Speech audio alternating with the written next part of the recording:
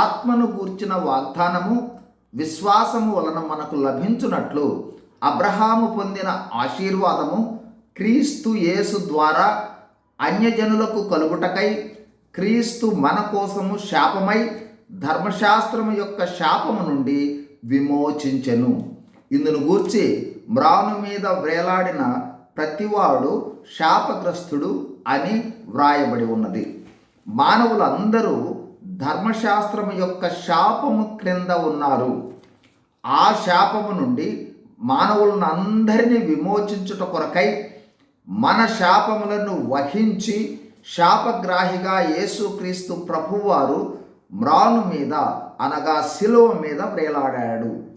అయితే గమనించవలసినది, మనము అన్యులము, ధర్మశాస్త్రము మనది కాదు, వాగ్దానములు మనవి కావు, అవి ఇశ్రాయేలీయులకే. అబ్రహాము పొందిన ఆశీర్వాదము కూడా ఇశ్రాయేలీయులకే.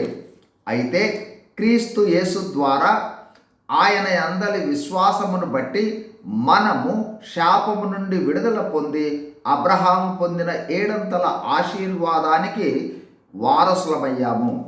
ఆ 7 ఆశీర్వాదమేమనగా, 1 నిన్ను గొప్ప జనముగా చేసి, 2 నిన్ను ఆశీర్వదించి, 3 నీ నామమును గొప్ప చేయుదును, 4 నీవు ఆశీర్వాదముగా ఉందువు, 5 నిన్ను ఆశీర్వదించు వారిని ఆశీర్వదించదను, 6 నిన్ను దూషించు వారిని శపించదను, 7 భూమి యొక్క సమస్త వంశములు నీయందు ఆశీర్వదింపబడును. కల్వరి శిలువ కార్యము మానవులందరి కోసం జరిగిన కార్యము. మానవులందరికీ ఈ 7 ఆశీర్వాదము ఇవ్వాలనేది దేవుని యొక్క సంకల్పం. మనందరి శాపాలన్నీ శిలువపై 2000 సంవత్సరాల క్రితమే ప్రభువు భరించేశాడు. అయితే మనము దానిని పొందుకోవటం అవసరం. మనం పొందుకుంటే మనపై ఇక ఏ శాపము ఉండదు.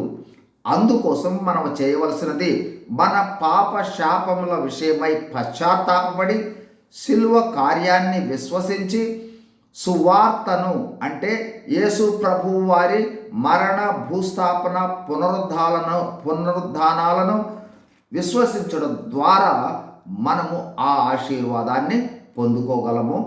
God bless you. Thank you.